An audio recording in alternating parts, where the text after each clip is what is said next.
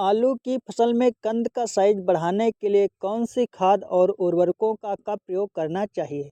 जिससे आलू के कंद बड़े आकार और चमकीले बने।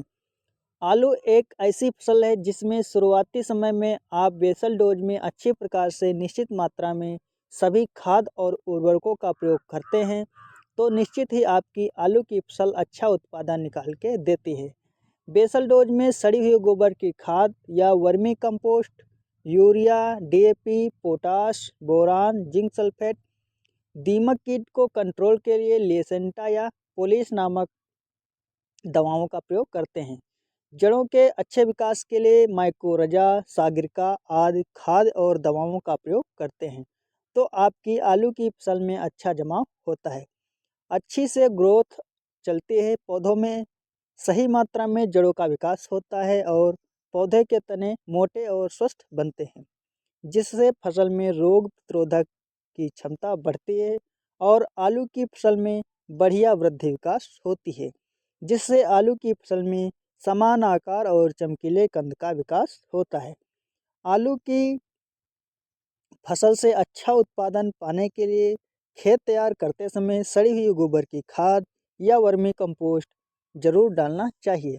क्योंकि इन खादों में नाइट्रोजन, फास्फोरस और पोटाश के साथ साथ सूक्ष्म पोषक तत्व की भी होते हैं। आलू की फसल में तेजी से वृद्धि विकास के लिए प्रोत्साहित करते हैं। सड़ी हुई गोबर की खाद या वर्मी कंपोस्ट मिट्टी को भुरभुरा बना देती है जिससे आलू के कंदों के विकास में आसानी हो जाती है। यह खाद पानी सोखने की क्षमता भी बढ़ाती है जिससे आलू की फसल में हल्का फुल्का फालतू पानी सहन कर जाती है। आलू की फसल में अगेती अंगमारी यानी अगेती झुलसा रोग और पछेती झुलसा रोग यानी पछेती अंगमारी, जिन्हें early potato blight and let blight of potato के नाम से भी जाना जाता है, जो आलू की फसल के प्रमुख रोग हैं। यह रोग ज़्यादातर आलू की फसल में कोहरा और पाला के पड़ने पर लगते हैं जिसकी रोकथाम के लिए अपनी आलू की फसल में मैनकोजेब, कार्बेंडाजियम, एजोक्सिस्ट्रोबिन, हेक्साकोनाजोल आदि रसायनों में से किसी एक का 15 दिन के अंतराल से छिड़काव करना चाहिए। जब तक आपकी आलू की फसल में कंदों का सही से विकास नहीं हो जाता है, जब आलू की फसल 50 दिन की अवस्था पर हो जाती है तब उसमें कंद बनने स्टार्ट हो जाते हैं। तब इस अवस्था में हमें अपनी आलू की फसल में कैल्शियम नाइट्रेट, बोरान और NPK 05234, 0050, 13045 तथा मिक्स मल्टी माइक्रो न्यूट्रिएंट के 2 से 3 छिड़काव 10-10 दिन के अंतराल से करना चाहिए जिससे आलू की फसल में उत्पादन दर बढ़ जाए और कंदों का साइज समान आकार, चमकीले, ठोस बने। हमारे कुछ किसान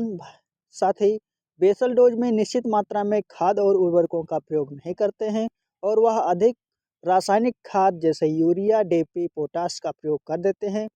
जिससे उनकी आलू की फसल में बढ़वार अधिक हो जाती है लेकिन कंद 50 दिन की अवस्था पर बनने स्टार्ट नहीं होते और बनते भी हैं तो कम संख्या में। तब इस दशा में पीजीआर का छिड़काव करना चाहिए। आलू की फसल में पीजीआर जैसे लिहोसिन और कल्टार का सिर्फ 50 से 70 दिन की अवस्था में एक स्प्रे करना चाहिए जिससे आलू की वानस्पतिक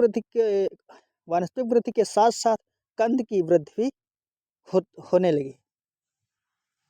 किसान साथियों, जानकारी अच्छी लगी हो तो वीडियो को लाइक शेयर जरूर करें और कमेंट बॉक्स में अपनी प्रतिक्रिया जरूर दें तथा चैनल पर पहली बार हैं तो प्लीज़ चैनल को सब्सक्राइब जरूर करें। तब तक के लिए जय हिंद, जय जवान, जय किसान। मिलते हैं किसी नई वीडियो में किसी नई जानकारी के साथ।